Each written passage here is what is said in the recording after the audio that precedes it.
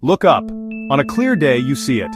A brilliant, blinding orb hanging in the vastness of space. We call it the sun. It warms our world. It drives our weather. It feeds the plants that give us air and food. For all of human history, we have organized our lives around its daily cycles. And its yearly cycles. A reliable celestial clockwork. Every photon that strikes your skin began its journey from the heart of that star. Those photons started millions of years ago. It's a testament to the immense, seemingly eternal engine that powers our solar system. We take its presence for granted, a fundamental truth of our existence. It's just there, a natural consequence of gravity and nuclear fusion. But what if it's more than that? What if our understanding, as profound as it is fundamentally incomplete? Science invites us to ask what if. So let's ask. What if the sun is not merely a star? What if it is a managed resource? What if its predictable behavior isn't the result of mindless physics alone? What if it's deliberate, intelligent control? Imagine an intelligence so vast. Imagine an intelligence so ancient. Imagine it could harness the full power of a star. This idea might sound like it's ripped from science fiction. And it is. Yet the greatest leaps in understanding began with just such bold questions. The sun's energy output is almost beyond human comprehension. Every single second, it converts about 4 million tons of matter directly into energy through nuclear fusion. Think about that. This is where the concept of the Kardashev scale comes in. In the 1960s, Soviet astronomer Nikolai Kardashev proposed a way to classify civilizations by energy use. A Type II civilization operates on an entirely different level. It can harness the entire energy output of its host star. One of the most famous is the coronal heating problem. The surface of the sun, the photosphere, is a blistering 10,000 degrees Fahrenheit.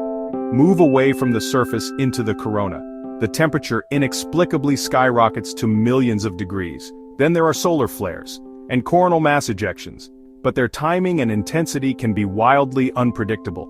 We have models for general solar cycles, but we cannot forecast individual flares with real accuracy. Could this unpredictability be not just random chaos but a sign of something else? They would need structures, megastructures, on a scale that boggles the mind. The Dyson swarm is the most famous concept. A stellar engine, for instance, could be used to move the entire solar system through the galaxy. Pure energy is the most obvious answer. By subtly adjusting the sun's output, they could create habitable zones on multiple worlds simultaneously.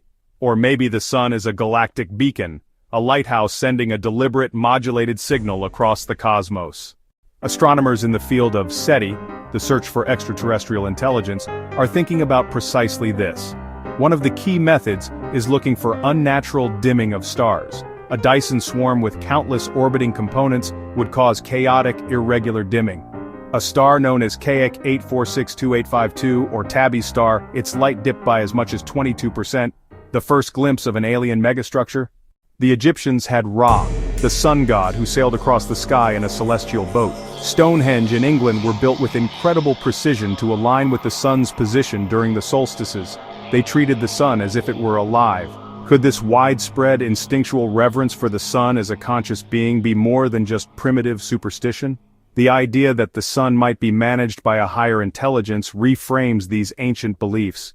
They are no longer seen as naive attempts to explain nature, but perhaps as a prescient intuition about the true state of our cosmic neighborhood. If our sun is indeed under the control of an alien intelligence, our existence becomes incredibly fragile. We are no longer the masters of our own destiny. Instead, we are living at the mercy of beings whose motives we cannot understand. A single misdirected solar flare, or one directed with intent, could obliterate our technological civilization in an instant. The psychological impact would be profound. The danger isn't classic invasion with warships and lasers. The danger is relevance. We could be like ants in a crack at a construction site, their indifference, or our ability to remain completely unnoticed. A fleet of robotic probes from NASA and the European Space Agency are currently staring at the sun. The Parker Solar Probe is flying closer to the sun than any spacecraft in history. The solar orbiter is taking the first ever direct images of the sun's poles. Scientists are trained to look for things that don't fit the model. An observation that consistently breaks our best theories of solar physics would be a red flag. So far, everything we have seen is consistent with the sun being a natural, albeit complex and sometimes puzzling star. So we return to where we began, under the light of our sun. Is it a natural star? Or is it a managed machine, a cosmic power plant for an unseen intelligence? Our place in the universe. To contemplate the sun as an artifact forces us to stretch our minds. It is a reminder of the sheer vastness of the cosmos. Our relationship with the sun has defined our species. Every ray of light that warms your face has traveled 93 million miles to reach you.